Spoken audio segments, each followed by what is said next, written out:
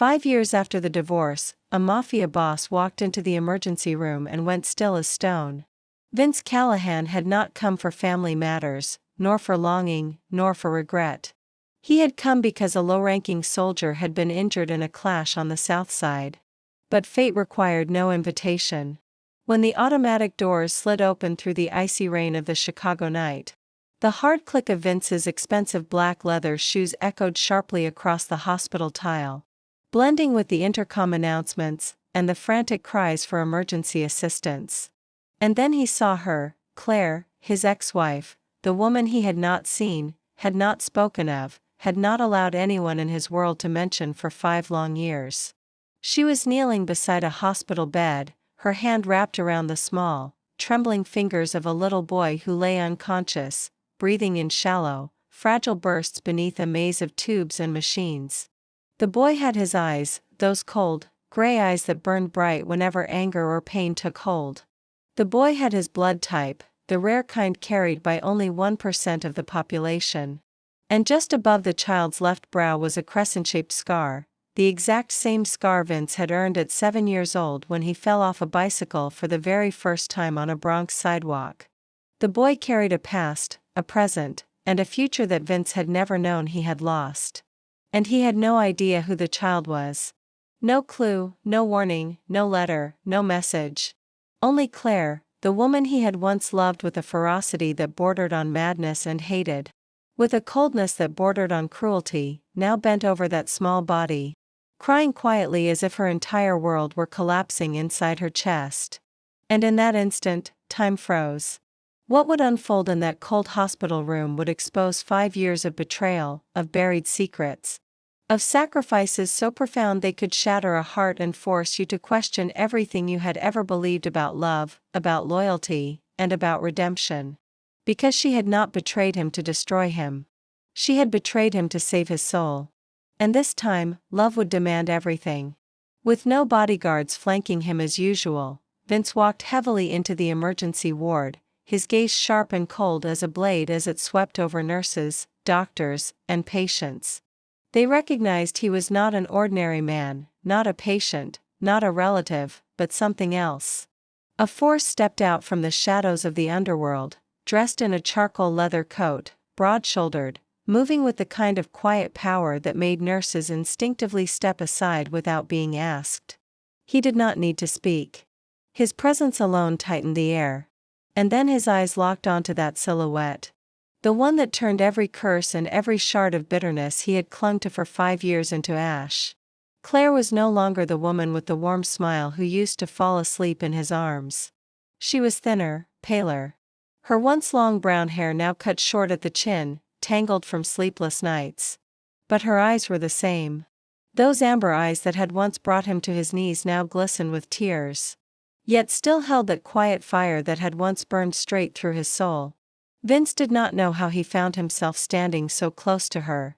He did not know when his hands had curled into fists.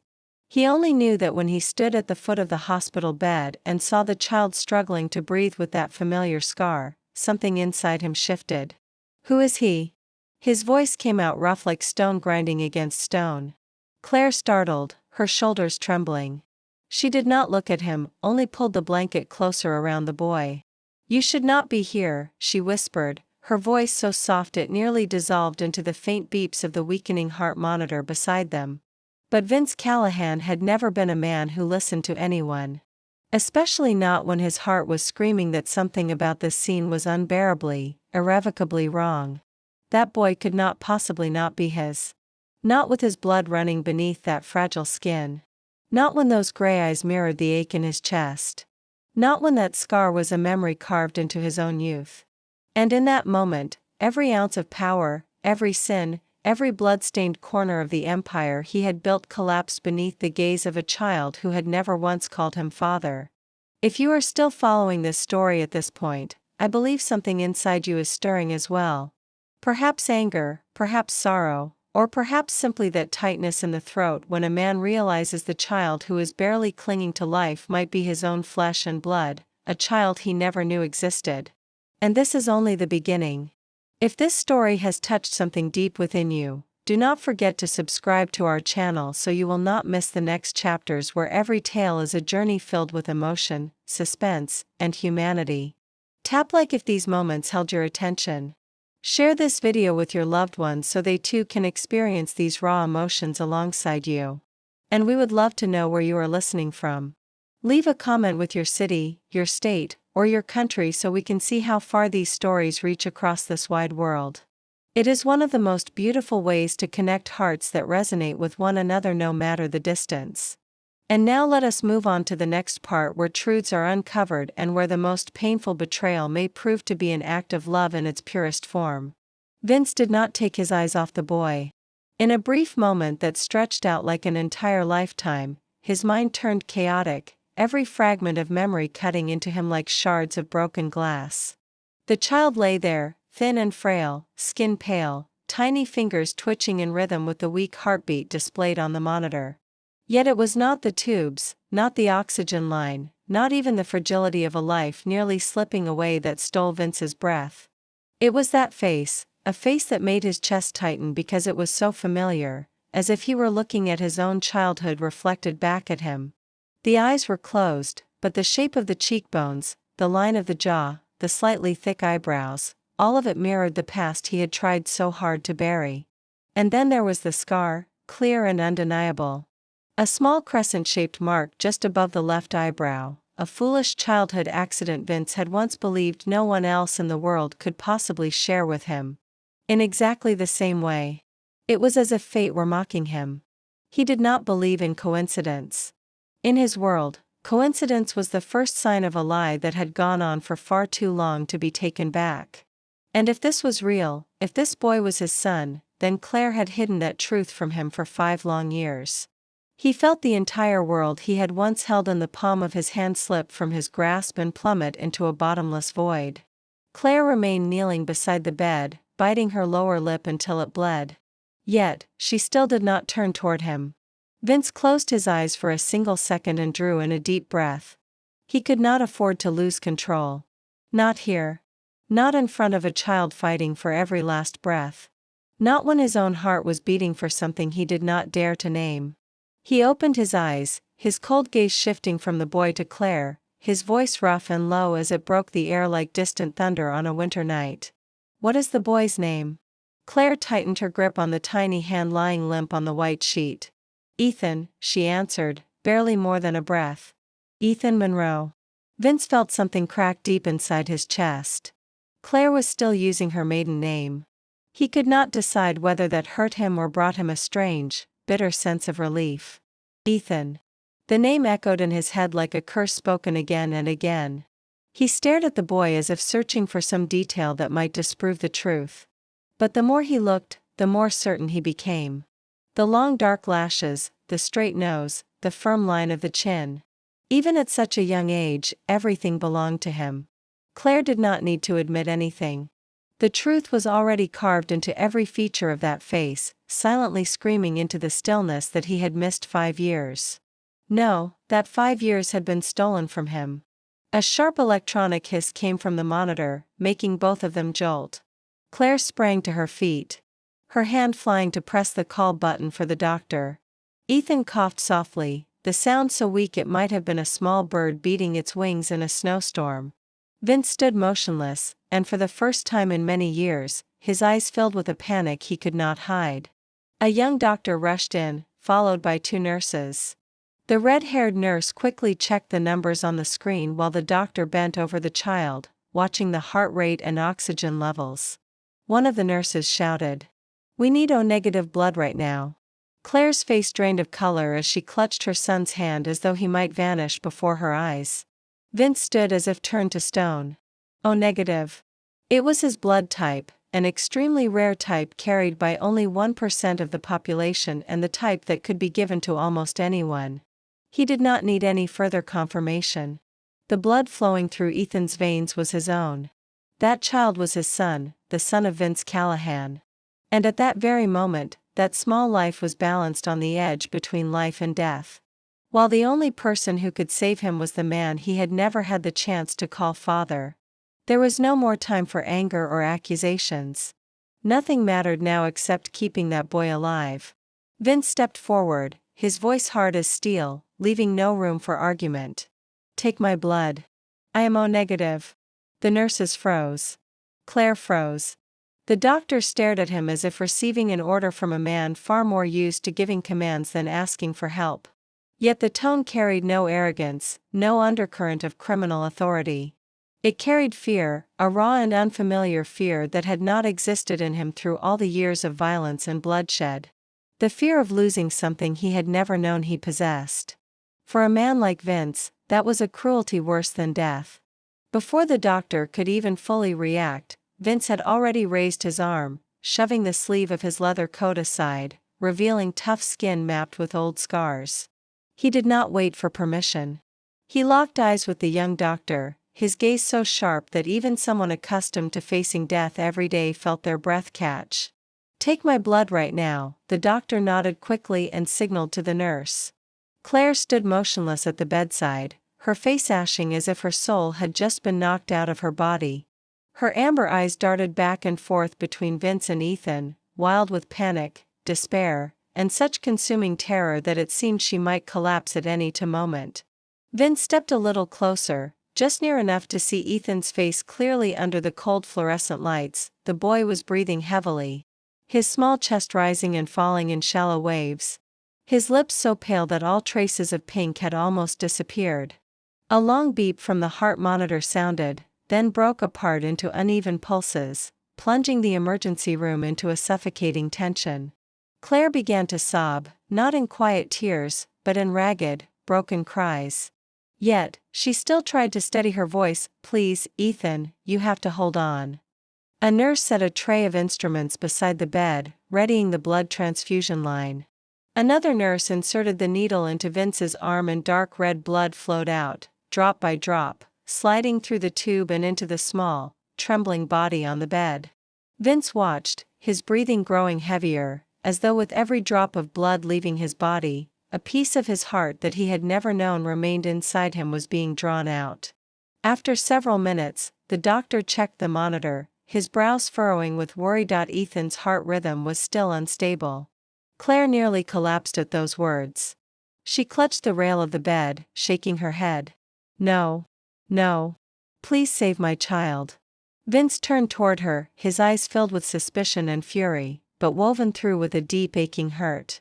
Your child, he emphasized each word, his voice low and strained. Claire's hands tightened, but she did not answer, not because she refused, but because she knew that a single admission would be enough to bring everything crashing down. Vince stepped closer, his breath brushing against her tear-stained cheek, his voice even lower yet laced with danger. Tell me the truth, Claire. Taylor, a female doctor standing nearby, watched the scene unfold with the sickening certainty that she was witnessing a storm about to tear the room apart. Yet Claire still shook her head, her lips trembling. Not now, please. Not now. Vince narrowed his eyes. The anger that had been building in him for years erupting. But stronger than that rage was the terror constricting his chest, the terror of losing a child his heart had recognized from the very first moment. Suddenly, a long continuous beep sounded. Ethan's small body gave a faint jerk and then went limp. Claire screamed, a raw and piercing sound that ripped through the already taut air. The doctor pushed past them, barking orders in rapid succession. Prepare for resuscitation. We are not letting this child's heart stop. Move. Claire was forced back, her hands shaking, fingers digging into the fabric of her shirt, as if she wanted to tear her own heart from her chest. She cried like a woman who had never known how to cry before, the pain pouring out of her in a flood that could not be contained. Vince stood as if rooted to the floor, his eyes wide, his entire body trembling so slightly that even he did not realize it at first. He had watched people die hundreds of times in end. His life yet never, not once, had life or death made him feel so utterly helpless. The doctor began compressions on Ethan's chest while the breathing support machine was adjusted, its mechanical sounds crashing into everyone's ears like a suspended sentence hanging over their heads. Time became endless. 1, 2, 3. And then the heartbeat returned, faint but present. Claire collapsed onto a nearby chair, burying her face in her hands. Vince turned away, inhaling sharply, his hand trembling. He was not familiar with trembling. He was Vince Callahan, a man who could make the entire city of Chicago tread carefully with a single look. But now that power was meaningless. He turned back to Clare, and for the first time in his life, his words carried no authority, no threat, no accusation, only a question strangled by pain. "Why did you not tell me?" Clare looked up at him, her eyes swollen and red, her voice broken and uneven. "Because if you had known, you would never have allowed our child to live." Vince clenched his fist, not out of anger at her, but because it felt as if the ground beneath him were splitting open. And in the middle of that chaos, Ethan's breathing once again grew more labored, his small body seeming to sink deeper into the bed. And everyone in the room understood that he was still standing on the narrow border between life and death. And the time left to them was running out. The dark red blood continued to flow from Vince's arm into the collection bag, then from the bag through a thin tube that led straight into Ethan's fragile body. And the cold emergency room felt as if it were being strangled by the sound of machines, by labored breathing, and by Claire's muffled sobs that were pressed down so hard they seemed to tear her throat raw. Each time Ethan's heartbeat stuttered, she clasped her hands together tighter, as if she were trying to hold on to her child's soul before death could claim it. Vince kept his gaze glued to that small face, his heart squeezed with every beat as if a fist were closing around it. He saw in the boy a reflection of his own younger self, from the long lashes to the shape of the nose, from the scar to that particular pale skin. He already knew the truth. But what he needed now was not more proof. It was words spoken aloud by the woman who had vanished from his life like a ghost for 5 long years. When Ethan stabilized for the moment, the doctor told the nurse to slow the blood transfusion from Vince's arm and quickly check the child's condition. Claire stepped back as if a gust of wind had pushed her. She looked at Vince with eyes full of tears, a look that held both fear and pain. Vince turned his steel-cold gaze on her, but when he spoke, his voice was low and thick. "Are you going to tell me now, Claire? Who is the boy?" Claire clutched the edge of her coat, her chest rising and falling as if every breath was fraying her nerves to the breaking point. "Not now," she said, her voice shaking so much it seemed to dissolve into the air. We have to wait until Ethan is more stable." Vince pushed himself up from the chair, leaving the needle still in his arm, blood still sliding down the clear tube. He walked straight toward Claire and did not stop until their faces were only inches apart. His voice dropped to a near whisper, but it was honed to a razor edge. "You kept this from me for 5 years. You are not keeping it for another 5 seconds." Claire tried to step back, but the wall behind her left her nowhere to go. She opened her mouth, yet the words were trapped in her throat. The doctor continued working by Ethan's bedside, the monitor beeping in a weak but steady rhythm. Claire looked at her son, her reined eyes holding an ocean of grief. And then, like a crack that could no longer be sealed, the truth she had held down for so long spilled out, heavy, desperate, and bleeding. "Ethan is your son, Vince." The impact hit him like a fist in the bitter and hopeless. "Vince, you protect what you love with violence, with guns, with war. You protect by turning everything around you into a battlefield. I could not let Ethan grow up in a place like that. I have seen how you take revenge, how you destroy your enemies. If they knew I was carrying your child, they would have killed us before you could act." Vince felt his chest tighten. He had never imagined that Claire saw him this way. Had never imagined that their love carried a fear so great it forced her to run. She wiped the tears from her cheeks, but fresh ones slid down. "I did not leave you because I hated you, Vince. I left because if I stayed, our child would never have a chance at a real life. What do you think would have happened when all 3 of us were being hunted? When we had to look over our shoulders every single day, when any one of your enemies could come for us and use our child as a hostage?" Vince clenched his hands so hard his nails dug into his skin. He could not deny it. He could not, and he did not dare, because he knew she was right. And that truth hurt more than her confession. He looked at Ethan and once again saw a child with his face living in a world where he did not exist. And then his voice for the first time in many years broke into a question that sounded frighteningly weak. "Claire, why did you not give me a chance to be a father?" Claire's voice caught. Her eyes drowned in sorrow. Because that chance might have killed him. Ethan's heartbeat slowed again, and the sound of the monitor pulled them back into the present. As everyone in the room spun between emotion and panic. Only one truth remained clear to Vince. Callahan had just found the son he had never known he had lost. But at the same time, he understood that the battle to keep that child alive was only beginning.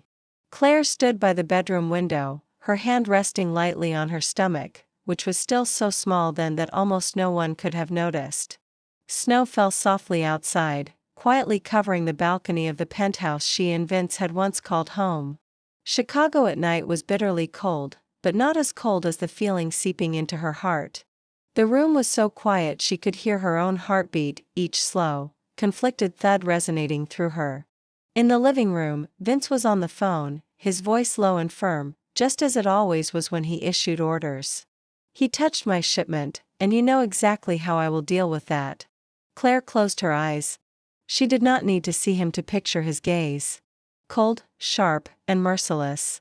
She had once fallen in love with that gaze, but that same gaze had been killing her peace of mind a little more each day. She turned to look at the traces of the life they had built together. The wedding photo on the table beside the bed. Vince's dress shirt thrown carelessly over a chair. The faint smell of smoke still clinging to the sheets. Everything was familiar. The home they had once shared. But now it felt like nothing more than a shell covering things she could no longer bear. Claire knew Vince loved her. She had never doubted that. But his love carried fire and darkness. And around him were men ready to die for him and hundreds more ready to kill anyone connected to him. And she was no longer only a wife. She was a mother.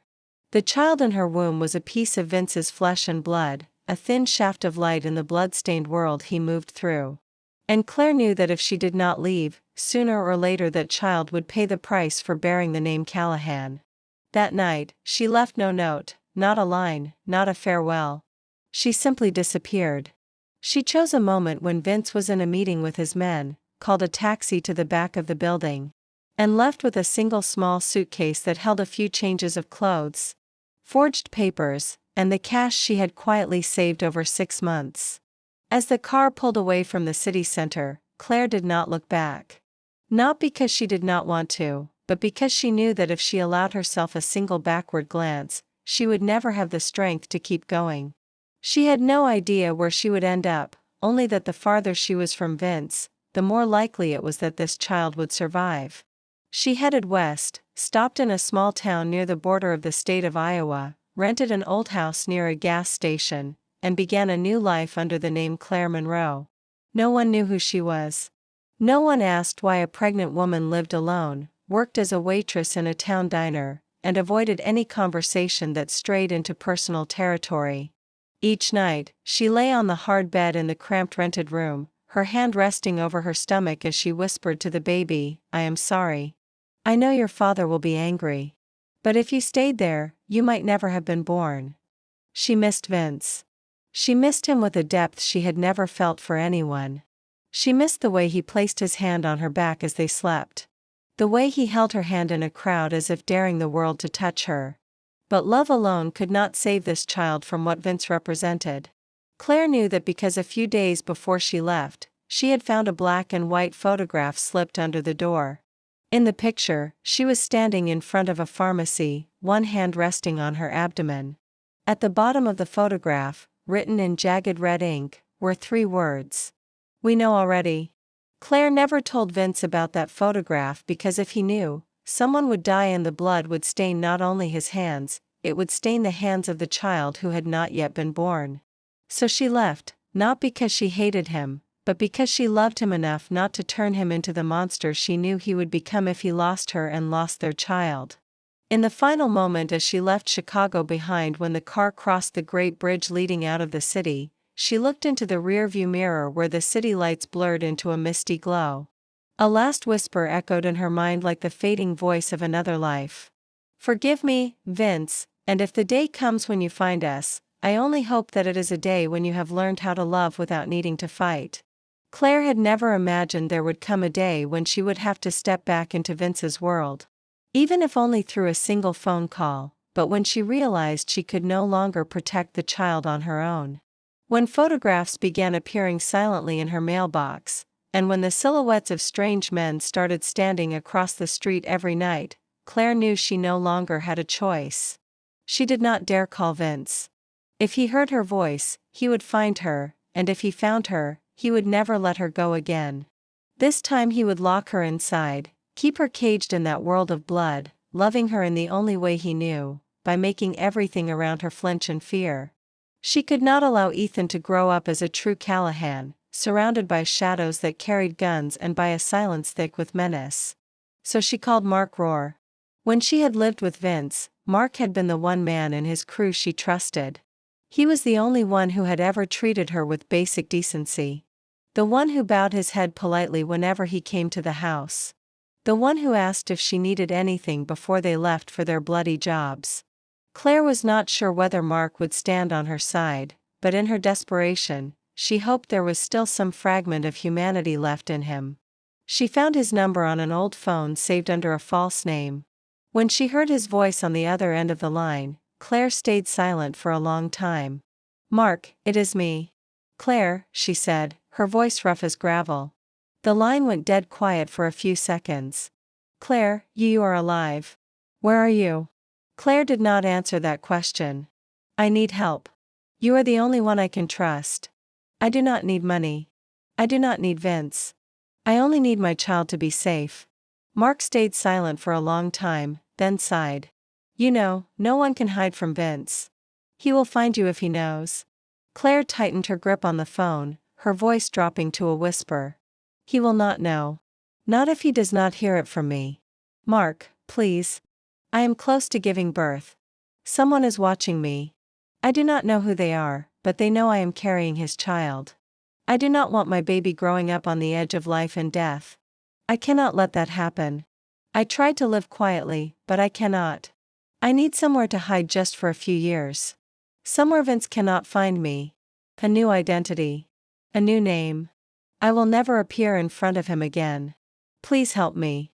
Mark let out a slow breath. "You have no idea what you are asking. If Vince finds out I am involved in this, I am dead too." Clare almost whispered. "Then pretend you are saving a child." "Not me." After 2 days of silence, Mark appeared in a black pickup truck parked at the edge of the small town where Clare was living. He handed her a new set of documents, a forged identification card with the name Clare Monroe, a fake health insurance card, a new address in the outskirts of Des Moines, a small apartment with 3 months of rent paid in advance, and a handwritten notebook filled with tightly written instructions on what to do if she was being followed. There were no words deep enough to describe her gratitude, but Clare only nodded, one arm wrapped around her rounded belly, and asked, "Why are you helping me?" Mark gave a thin smile. "Maybe I still believe in something like humanity." But in Mark's eyes, Clare did not see humanity. She saw something else, something nameless that sent a chill down her spine. Many years later, Clare would understand that help always came with a price. Mark was not a savior. He was a witness, the one man who knew the greatest secret of her life, and also the only person who held the single weakness of Vince Callahan in his hands. When she signed the hospital forms for the first time as Clare Monroe, she knew she was not only changing her name. She was selling her freedom to a man who stood squarely between loyalty and betrayal. But then all she knew how to do was bow her head and whisper to the child inside her, "I will do anything to keep you safe. Even if the cost is my entire life." The steady beeping of Ethan's heart monitor seemed to be the only sound keeping Vince anchored while the storm inside his chest threatened to tear him apart. He stood motionless beside the hospital bed, his gaze never leaving the boy's pale face. As each drop of blood from his own body flowed through the tube, pulse by pulse, like a wordless blood pack act, Clare sat slumped in a chair, exhausted. Her fingers clasped so tightly together they had gone white while the doctor and nurses adjusted the machines and watched Ethan's vital signs with relentless focus. None of them knew that this brittle quiet was only the prelude to a storm. It began with a small sharp explosion somewhere in the eastern corridor. It was not powerful enough to shake the walls, but it was enough to make everyone in the room flinch. A nurse ran toward the door to see what was happening, and a scream echoed from the far end of the hall. Claire sprang to her feet, her heart dropping into an abyss. Vince instantly moved in front of her and Ethan, his hand flying to his waistband out of instinct that had been trained into him his entire life. No gun. He had brought no weapon because he had thought he was only coming to a hospital. A deadly mistake. The main doors of the emergency unit burst open. Two men in black clothing, caps pulled low, and gloved hands gripping pistols fitted with silencers, charged in. A single shot cracked the air, the bullet burying itself in the wall behind Vince, sending a nurse screaming to the floor. Claire dropped to her knees beside the bed, wrapping her arms around Ethan's head and shoulders, crying out in panic, "No, please do not. There is a child here." Vince did not back away. He stepped into the center of the room and spread his arms, placing himself between the gunman and Claire and Ethan. His voice dropped, cold as tempered steel. "What do you want?" The man on the left, taller with cold gray eyes, gave a mocking smile. "We came to take back what does not belong to you." Vince narrowed his eyes. That voice was not unfamiliar. That cadence, that tone of command. "Rourke!" he growled, every muscle in his body going taut. Mark Rohr appeared just behind the two attackers, walking in with the calm of a man paying a casual visit. He wore a long coat, his steps unhurried, his gaze locked on Vince without a hint of hesitation. "My apologies for the inconvenience, Vince. But I thought you were smart enough to understand this stopped being a private matter a long time ago." Vince's brow furrowed. Claire shot upright, her eyes brimming with tears, but blazing with terror as she stared at Mark. "No, Mark, do not do this. You promised me you said you would keep my child safe." Mark turned his head toward her, his mouth twisting into a thin mocking smile. "And I did, Claire. I kept you and your child alive for 5 years. But every deal has an expiration date. And Vince, you know that better than anyone." Vince's voice was a low snarl. "You used her to get to my weakness. You went this far, Mark." Mark laughed quietly. "No, Vince. I did not use her. I saved her. While you were busy building your empire, I was cleaning up the mess you left behind. And now it is time I take what I earned." Vince took a step forward. He had no gun, nothing but his bare hands. Yet his eyes alone were enough to make the two gunmen hesitate. "Mark, if you lay a finger on him," Vince pointed toward Ethan, his voice dropping so low it became a curse, "I will tear you apart piece by piece." Mark did not answer. He gave a small signal. The two armed men moved. Vince leaped forward, driving his fist into one man's jaw and sending him crashing to the floor. The other raised his gun, but Vince swung in 4-pole, smashing it into the man's arm and knocking the weapon from his grasp. Claire grabbed Ethan and rushed toward the corner of the room, shielding her son with her own body while screaming for help.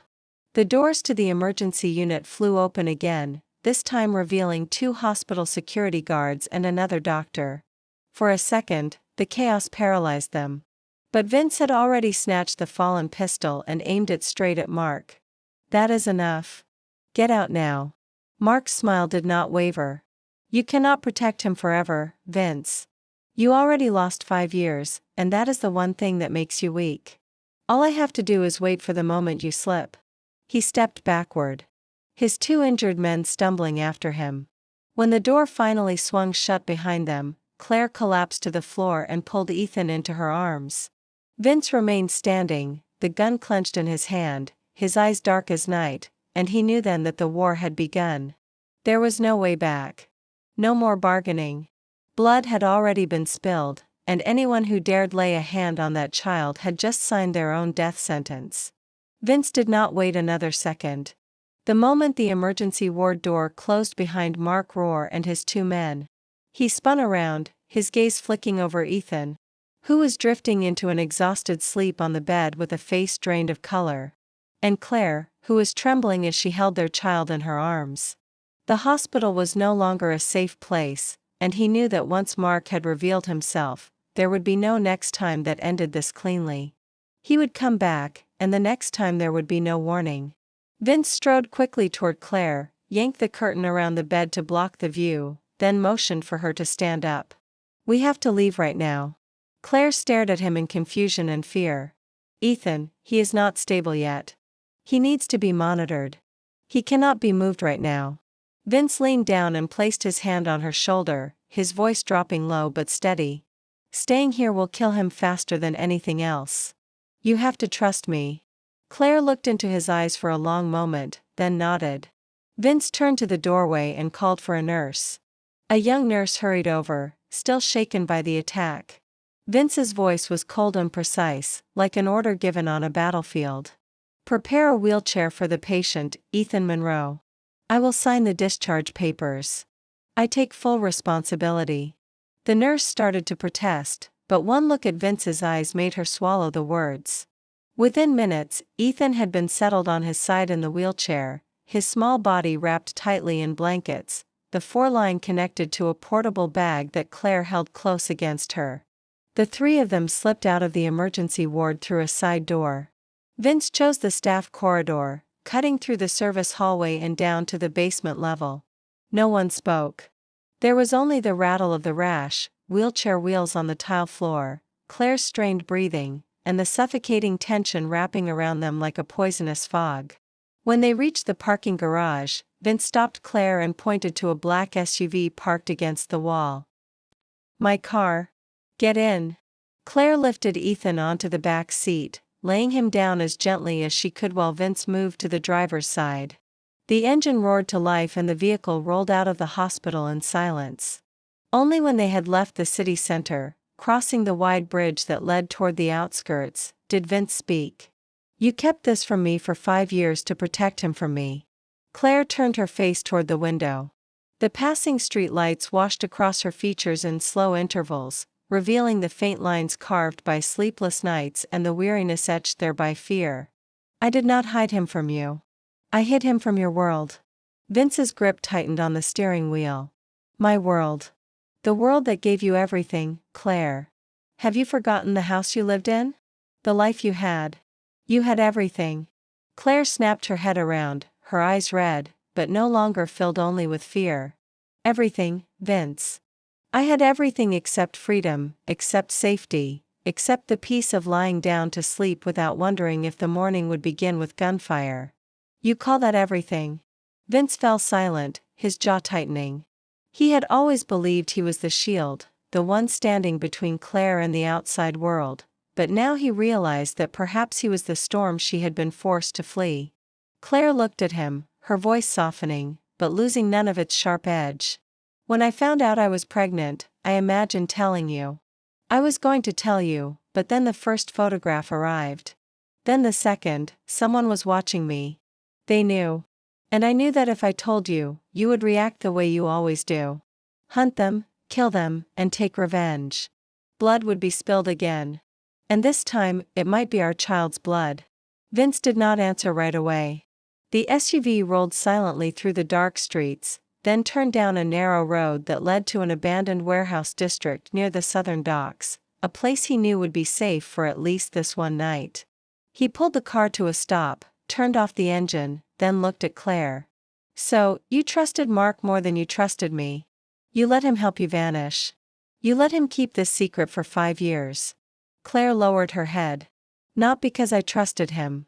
Because at that moment he was the only choice who did not have a gun in his hand. Vince leaned back and let out a long breath as if emptying himself of both rage and disappointment. They sat still for a while. The only sound the wind cutting through the stacks of old shipping containers in the distance. Then he turned to look at Ethan, who was sleeping. One small hand curled loosely around the edge of the blanket. His voice grew. You are right. I do not know how to love without hurting, but this time I will learn. I have to. Claire studied him for a long moment, then turned back to her son, gently brushing Ethan's hair from his forehead. And what about us, Vince? Can you still love a woman you spent 5 years believing had betrayed you? Vince did not answer because that question was the one thing he himself did not dare face. Inside the dust-covered SUV, the air felt heavy with a silence so thick it seemed almost solid.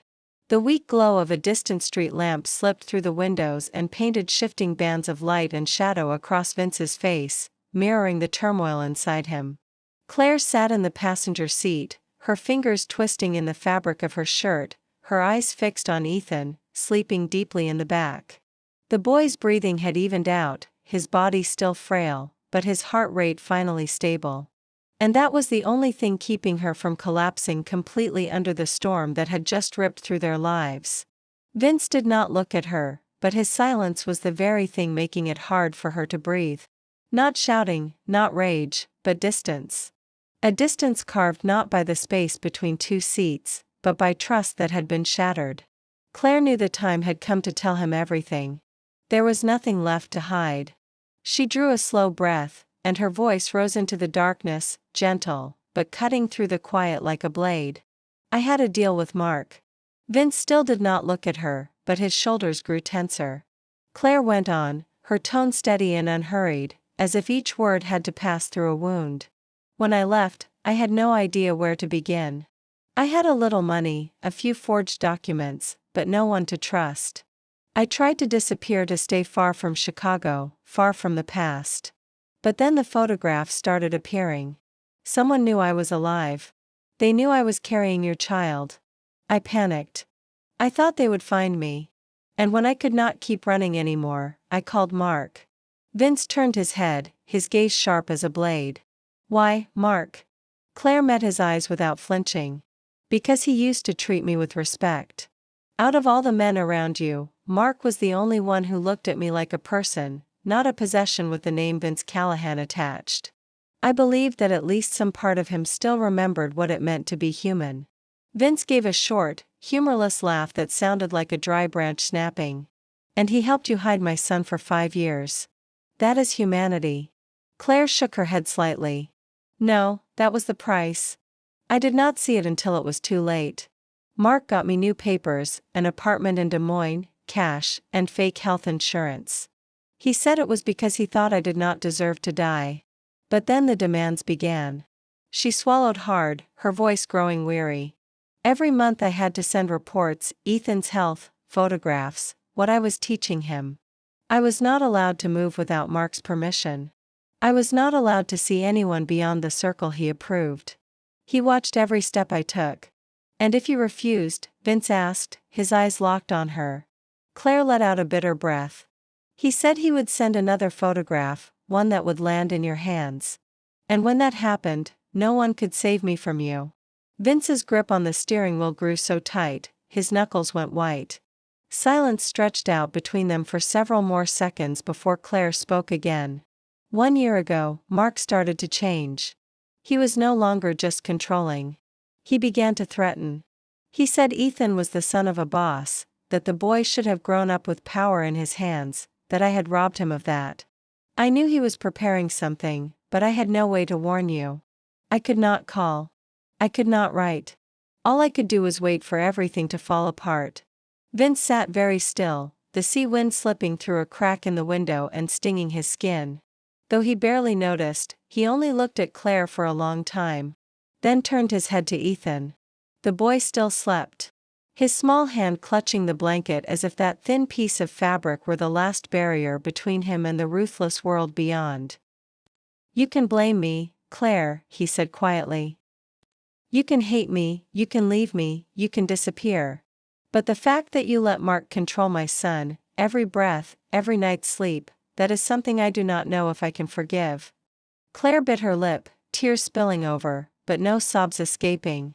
I did not want this. I never wanted to hurt you. Vince closed his eyes. And you did it by trying to protect me from myself. Claire turned toward him, her voice trembling. Now you know everything. So what are you going to do? Vince opened his eyes and his gaze was as hard as forged steel. I am going to end this. Not just for you, for Ethan. No one, not even Mark, gets to claim my son. That I will end with my own hands. Claire said nothing more, her heavy breathing blending with the distant sound of waves against the shore. In that moment, she understood that Vince was no longer exactly the man she had once left behind. He was still a Callahan. But this time, he was not fighting to protect an empire. He was fighting to protect the one thing he had never dared dream he could have, a family. Vince stood alone at the edge of the pier, the sea wind striking his face like cold, unrelenting slaps in the middle of the night. Claire and Ethan were asleep in the car, the boy's small body curled under a thin blanket, his face strangely peaceful. Claire had slumped against the window, her tangled hair falling over her shoulders, eyes closed as if she had fought the whole world, and finally surrendered for a few brief hours. But Vince could not sleep. He would not allow himself to sleep. Not when there was still so much he could not understand, could not forgive, and most of all could not forget. He pulled a cigarette from his pocket, lit it, but did not raise it to his lips. The tip glowed faintly between his cold fingers, just like his mind at that moment, flaring with memories and then sinking back into ashes. Clare. Her name repeated in his head like a curse. She was the one scar that time could not erase. The door he had never dared to open again. And yet now it was too late. She had walked back through that door carrying a child he should have been holding from the very first day. Vince remembered the first time he saw Clare at a spring dinner party. She had worn a pale green dress, her hair falling in soft waves, standing quietly in the middle of the noisy crowd, as if she did not belong there at all. But her eyes were different. They looked straight at him without fear, without curiosity, just calm, as if she had already known him from another life. They had not fallen in love in any kind of order. No flirting, no games, no hesitation. They simply collided. Two people pulled into the same storm. On those nights when Claire lay in his arms. Speaking of small, fragile dreams, a wooden house in the suburbs. A little garden with lavender, a child running in the yard. Vince had only been able to stay silent, not because he did not want those things, but because he could not believe he deserved them. Claire had once been the only light he knew. She laughed in his face when he said he did not need anyone. She kissed him when his rage burned from another betrayal. She wrapped her arms around him when his hands still carried the smell of gunpowder, and then she left him at the very moment he believed she would stay. Vince did not know which hurt more, that she had walked away from him or that she had been right to do it. He remembered the night she disappeared. He had come home from a job, blood still on his sleeve, and the apartment was too quiet. No soft jazz drifting through the air, no familiar scent of coffee, no small pair of shoes by the door, only a hollow stillness so cold it seemed to freeze his heart solid. He had looked for her, frenzied, relentless, merciless. He had torn Chicago apart, questioned anyone who might know anything. Even put a bullet through a man's knee simply for saying he had seen Clare in Iowa. Not once. In all that fury had he asked himself why she had needed to run so far. Now he knew Clare had not been running from him. She had been running from the man he had become. A Vince Callahan who was willing to kill in order to keep what he loved. But love was not possession. Love was knowing when to let go, when to step back, when to allow the person you loved to live without fear. Clare had taught him that. At the price of 5 years apart, and a child who had grown up without a father's presence, Vince bowed his head, exhaled, and flicked the half-burned cigarette onto the damp concrete. He turned back to look at the car. Ethan still slept, his chest rising and falling in a steady rhythm, his face so much like Vince's that it hurt to look at him. Claire shifted slightly, as if he could feel his gaze. Vince clenched his hand into a fist, as if he needed to hold on to what remained before it could slip away again. He did not know how to make up for everything. Did not know where to begin. But he knew one thing for certain. This time he would not let go. Not for revenge. Not for pride, but because for the first time in his life, he understood that love meant sacrifice.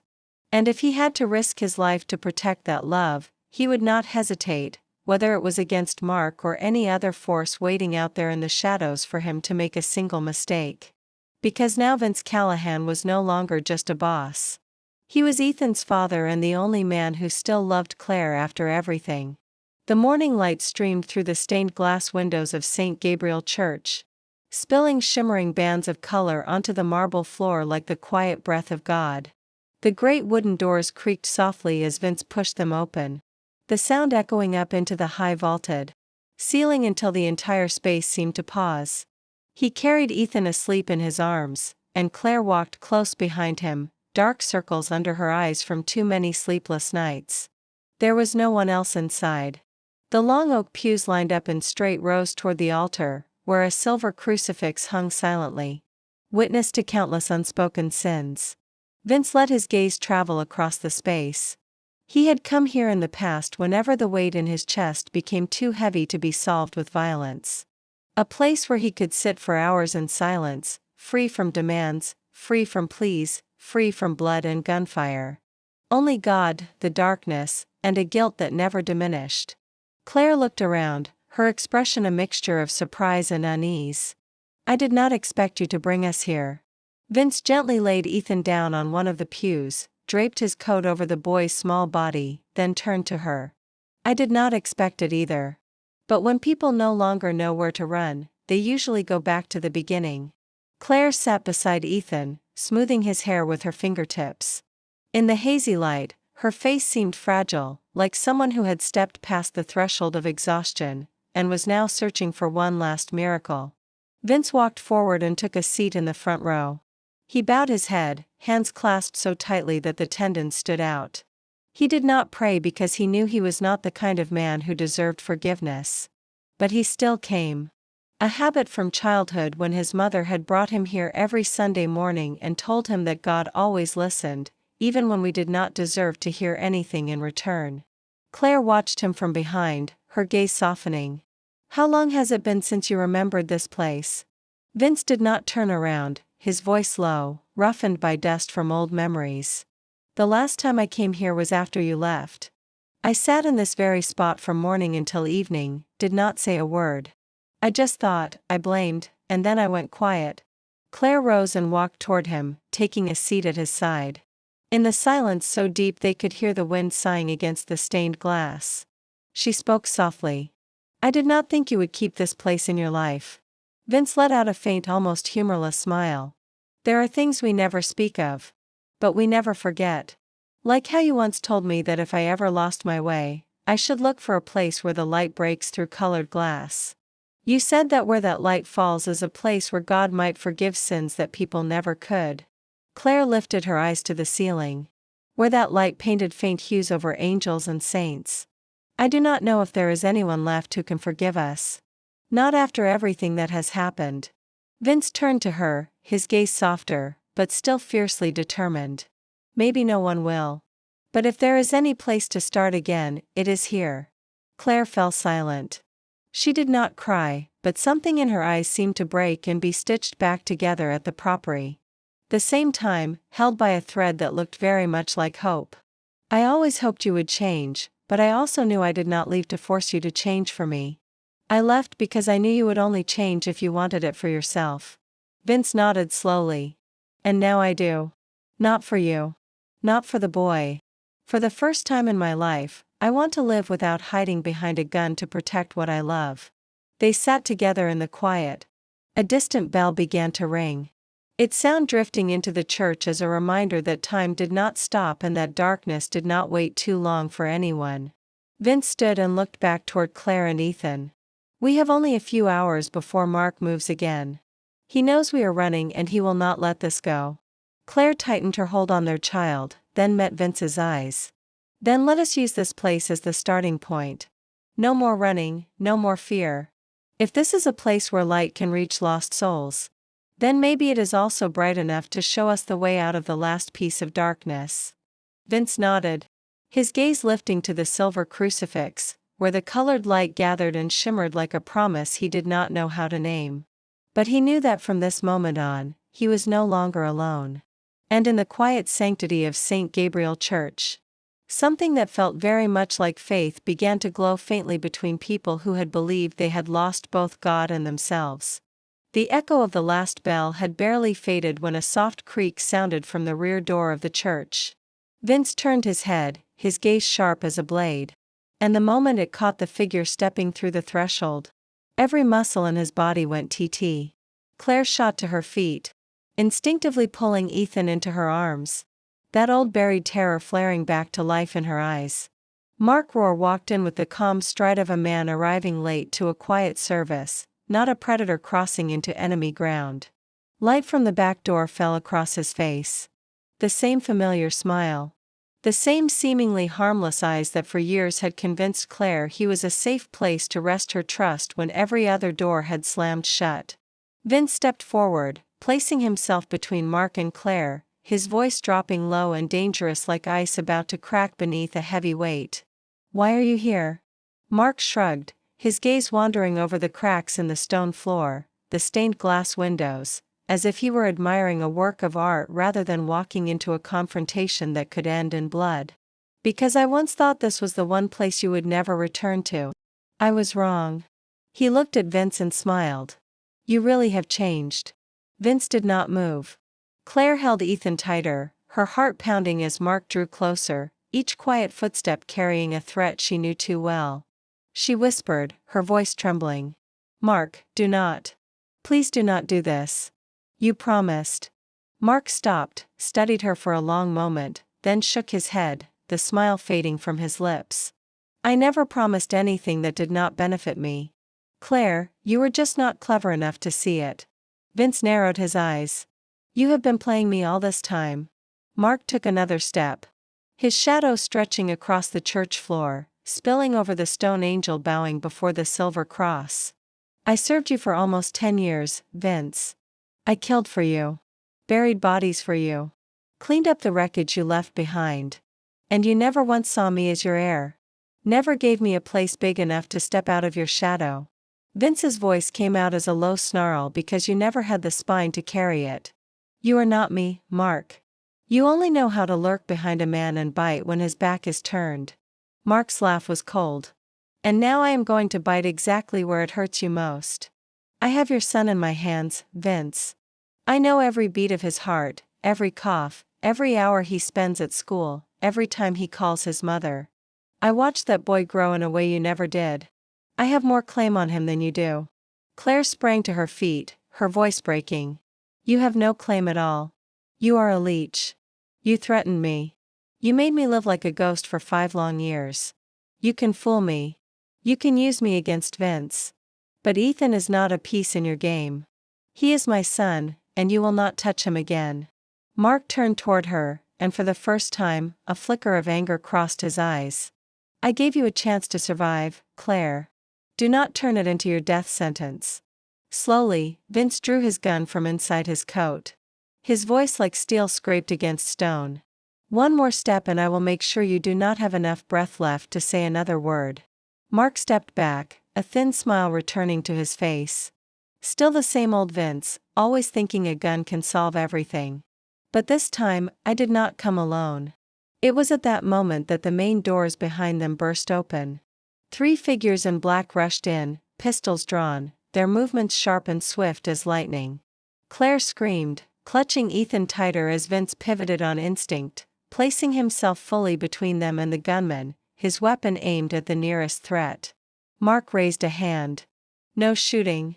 Not yet." Vince kept his gun trained directly on Mark's head. "If you think you are walking out of here in one piece, you have misjudged me." Mark met his gaze, his eyes flat and still. "I do not have to walk out. I only have to make sure you understand that from this moment on, you control nothing. Not Clare, not the boy, not even your own life.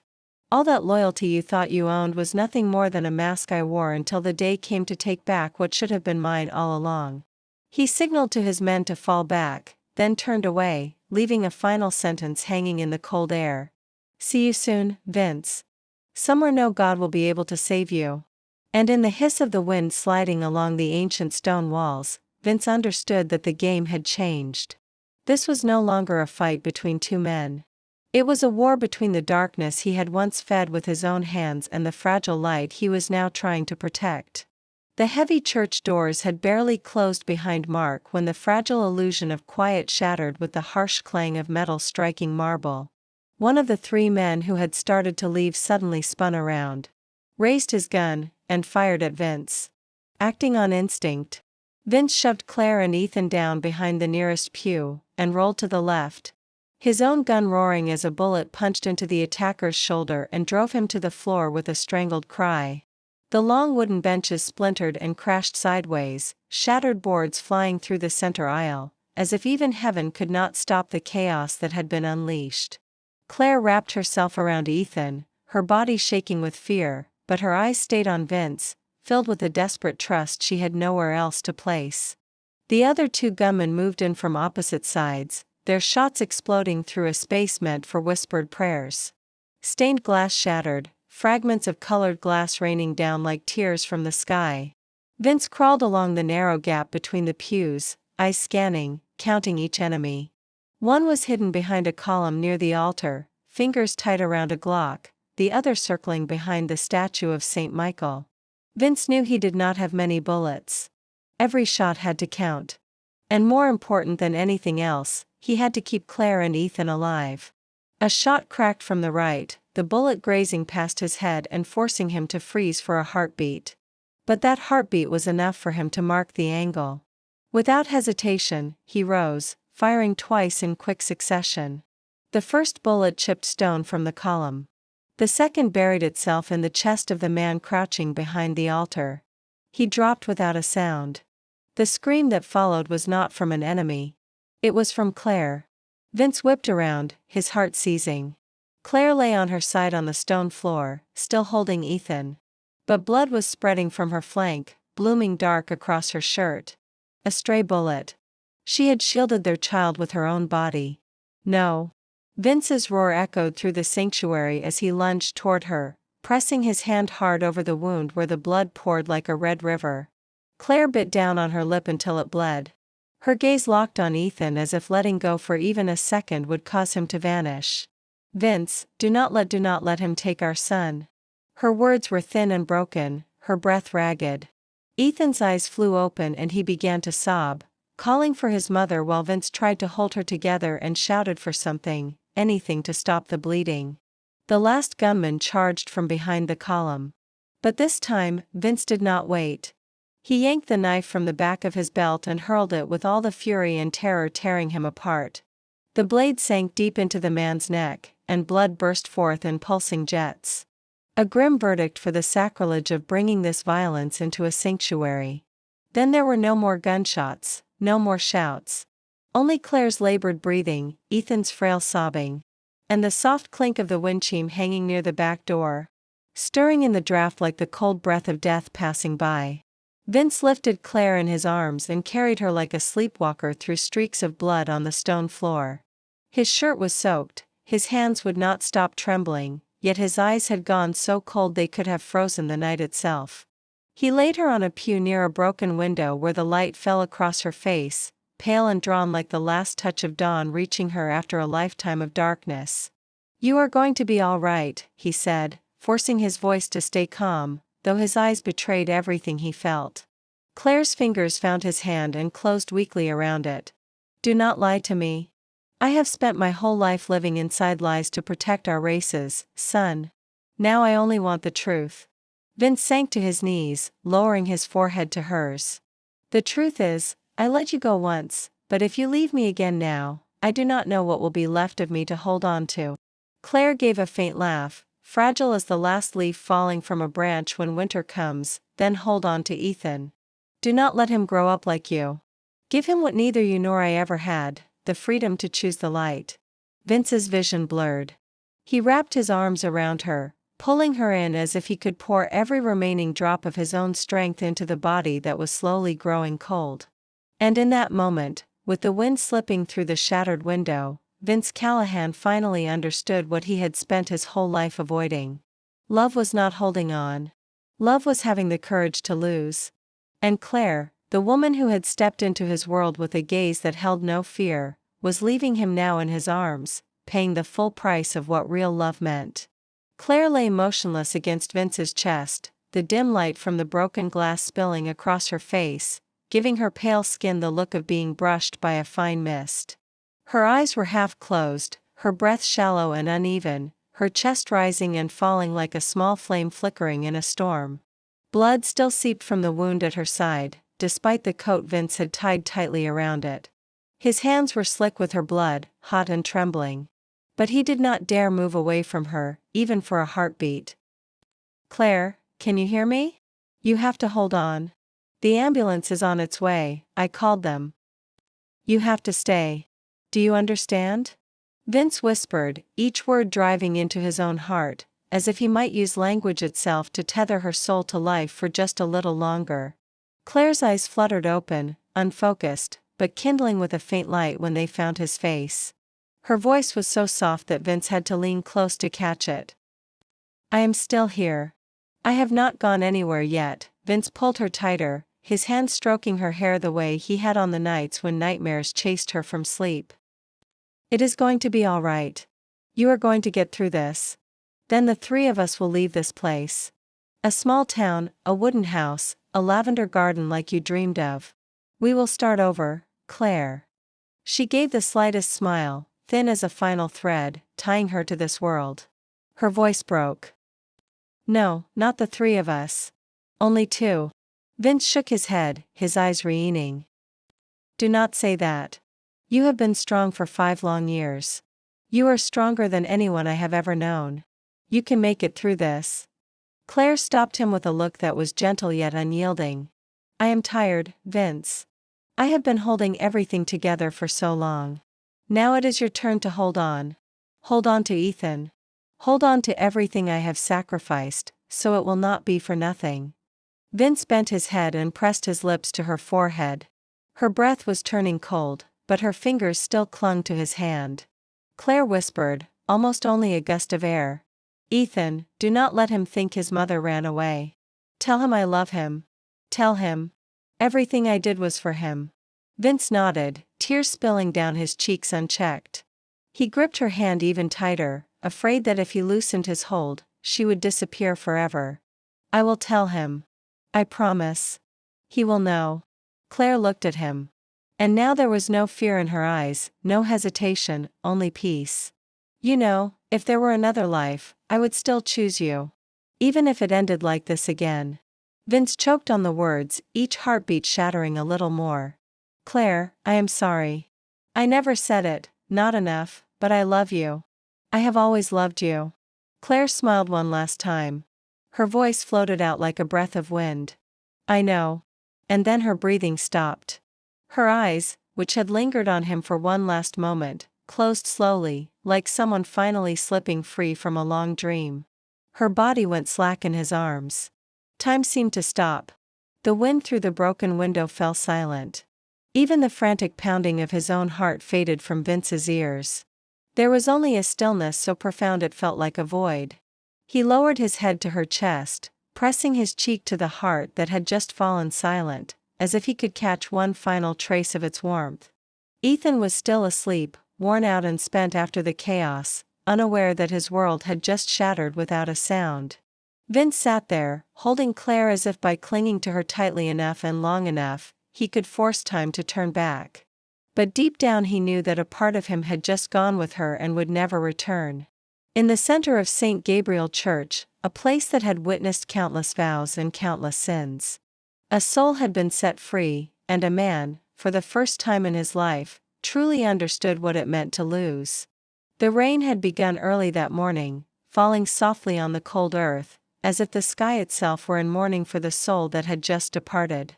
The cemetery lay hidden behind low hills on the edge of the city, where only wind and the rustle of leaves kept company with the old, weathered stones.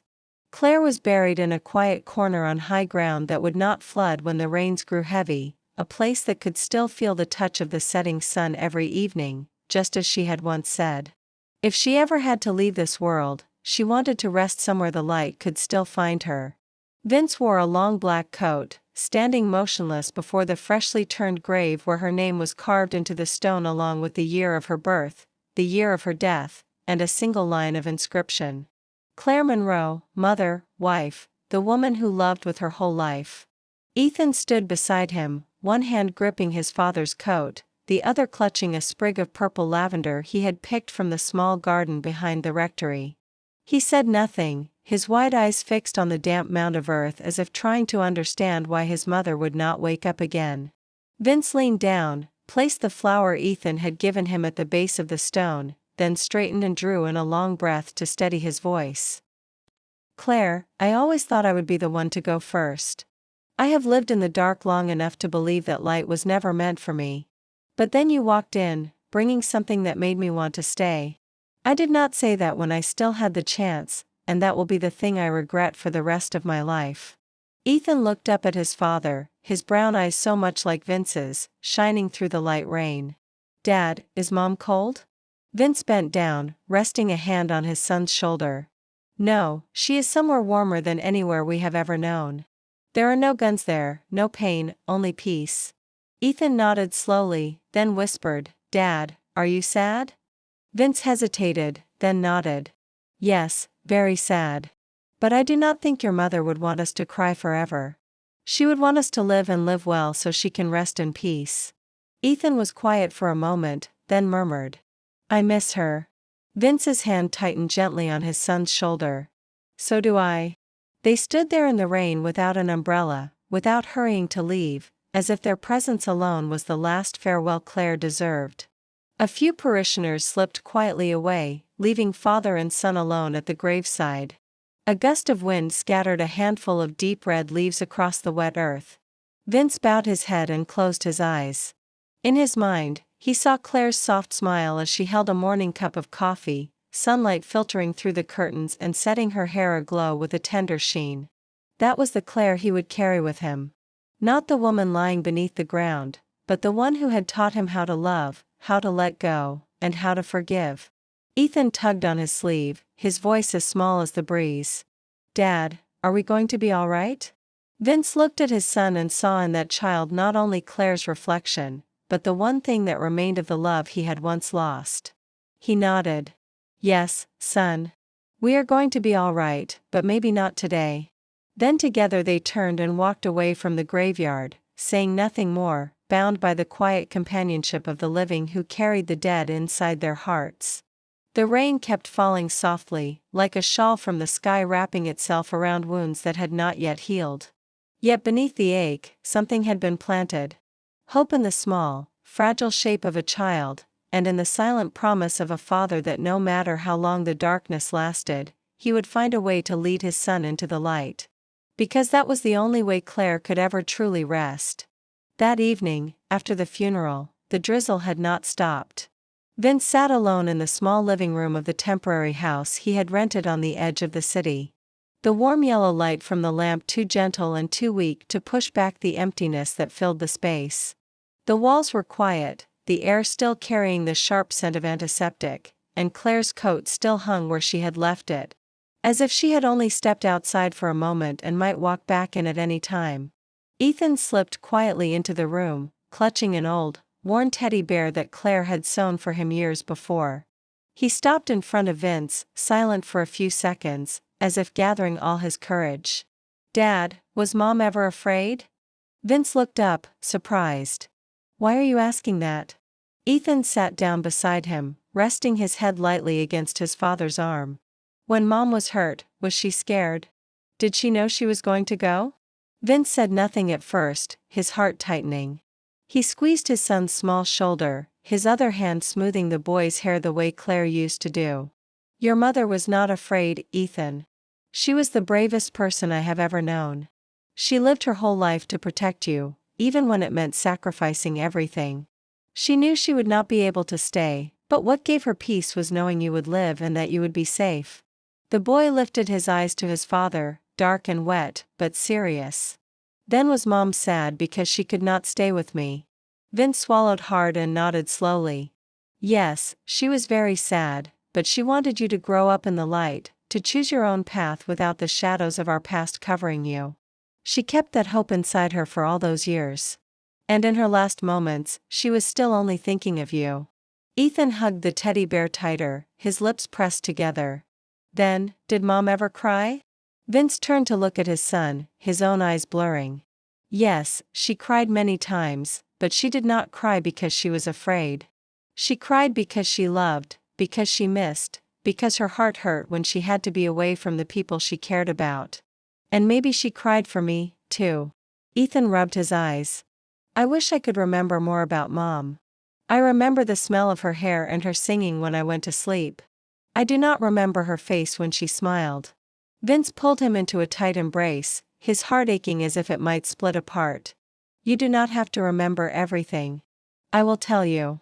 I will tell you about how she stood in the kitchen singing off-key because she never remembered the lyrics to any song. About how she wore slippers that were one size too big just because they were soft and did not scratch the wooden floor. About how she made chicken soup that tasted terrible, but I still ate every drop because I could not bear to hurt her feelings. And about the way she looked at you as if you were the most precious thing in the world. Ethan gave a small smile, a blend of innocence and a sorrow he did not know how to name. I want to hear all of it. Vince nodded and kissed the top of his son's head. Every night before you sleep, I will tell you something about your mother. One memory, one story, one little habit. Until you are old enough to understand that your mother's love never disappeared. It only turned into something invisible, wrapping around you every time the wind moves past the window. Ethan closed his eyes, resting his head against his father's shoulder, his voice drifting into the sound of rain on the eaves. Dad, what did Mom say about me when I was little? Vince stared into the distance for a moment, then answered softly. She said, you were the reason she never gave up. The one thing that made her believe this world still had room for goodness, and if the day ever came when she was gone, you would be the one to carry that goodness forward. Ethan hugged the teddy bear to his chest. I will try. I promise. Vince wrapped his arms around his son, letting that small warmth seep into a heart still bleeding. He knew Clare was listening, and he knew that as long as Ethan remembered his mother with that gentleness, she had not truly gone.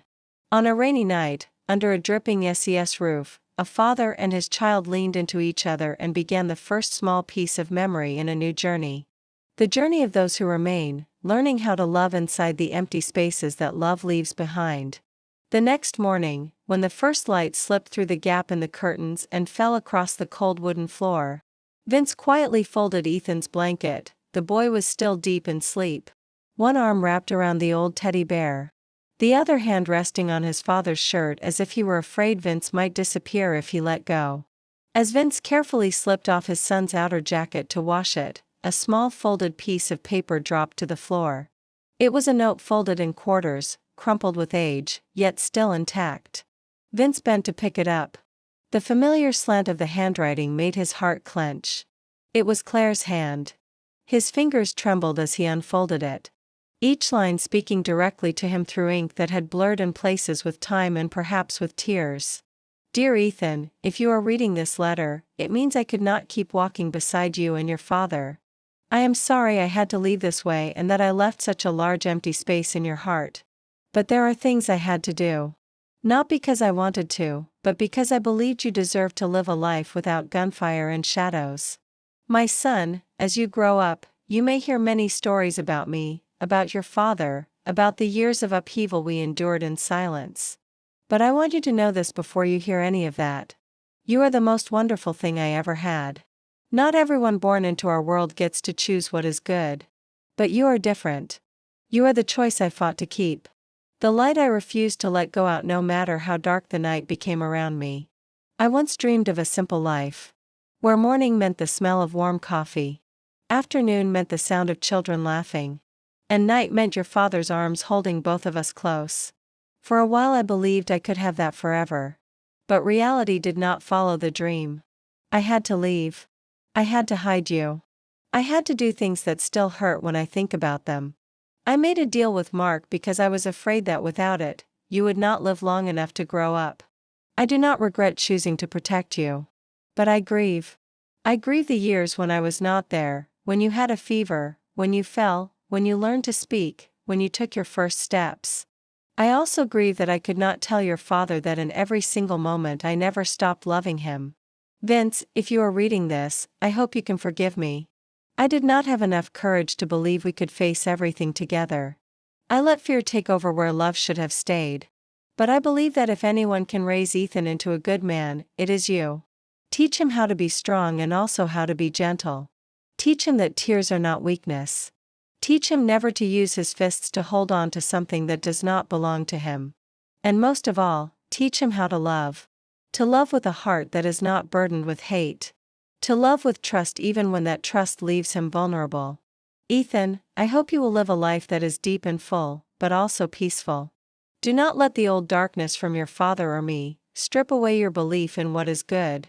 If one day you look up at the sky and see a single star flare in the night, know that it is me. Still watching you, still believing in you, and still loving you, just as I did the first time I held you in my arms. With all my love, Mom. Vince let the paper slip from his fingers, the letter settling softly in his lap like Claire's last breath, lingering in the room. He cradled it, folding it back up slowly, then reached out to smooth Ethan's hair as he slept. He did not yet know what he would say when his son woke. But he knew one thing. Every pain, every choice, every price Clare had paid, had begun and ended with love. And now that the words she never had the chance to say had finally found their way to the one who remained, Vince understood, he had to keep living. Not only for Ethan, but so that her final promise, that light could overcome darkness, would one day become true. A week after Claire's funeral, Vince and Ethan moved into a small house in the southern outskirts of the state of Oregon. A place surrounded by pine forests where birds sang each morning, and the afternoon sunlight stretched long across the old wooden porch. It was not the place they once dreamed of, nor a place carrying any memories of their past, and perhaps that was why it felt peaceful. A new beginning always needed a blank space. Ethan had started attending the village school, and each day Vince took him there and brought him home. He no longer carried a gun, no longer lived by instinct and suspicion. Each morning, he woke early to make coffee, fold blankets, fix the leaking porch roof, and learn to live slowly, something he once believed was meant only for people who had nothing left to lose. But now with Ethan, he understood that the simplest things were the ones he needed to hold on to. One late afternoon, while father and son were planting a few more lavender pots in the backyard the way Claire once loved, Ethan suddenly asked, "Dad, can Mom see us from up there?" Vince paused, looked at his son, then smiled. "Of course she can. Every time the wind moves through the flowers, every time sunlight comes through the leaves, your mother is there." Ethan nodded satisfied, then went back to pulling weeds at his feet. The boy had no idea that just a few hundred meters away from the edge of the woods behind the house, a silent figure stood between two tall trees, watching the small home. A tall man in a dark coat, his face hidden beneath branches and the fading light. He did not move closer, did not make a sound.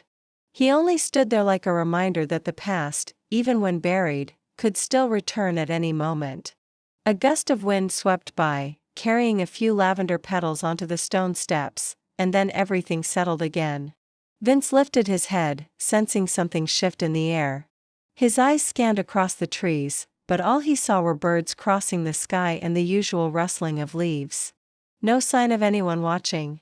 He turned back to his work with his son, but beneath his calm exterior, an old instinct stirred awake.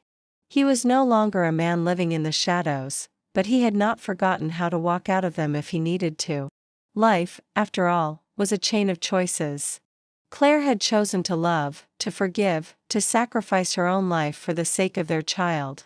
Vince had chosen to let go of the past so he could protect the future. A future he would guard with the rest of his days. And Ethan, that little boy, did not need to know who his father once was, what he had done, or how many scars he carried. What mattered was that he was growing up in love, in freedom, and in the light. This story was not only about loss or revenge, but about redemption, about the value of love and the strength of forgiveness. Because sometimes people do not save each other through perfection, but through flawed choices made for the sake of someone they love. If you are still watching this video until this moment, I believe you have felt something meaningful in the story of Vince, Claire, and Ethan. And you? Where do you see yourself in this story? Have you ever loved so deeply that you accepted silence? Have you ever sacrificed something no one knew about just to protect someone you cared for? Please leave a comment below sharing your thoughts and your honest emotions. We would truly love to hear your stories, your memories, and whatever this video brought up in your heart. And if you found this story meaningful, please like the video and subscribe to our channel. It is the best way to make sure you never miss the heartfelt stories we share every day. Do not forget to share this video with someone you think might need a gentle reminder of kindness in the rush of everyday life. Thank you for staying with us until the very end. We wish you good health, a peaceful life filled with love, and a heart that never loses hope. We look forward to seeing you in our next videos. Goodbye and may your day be a truly good,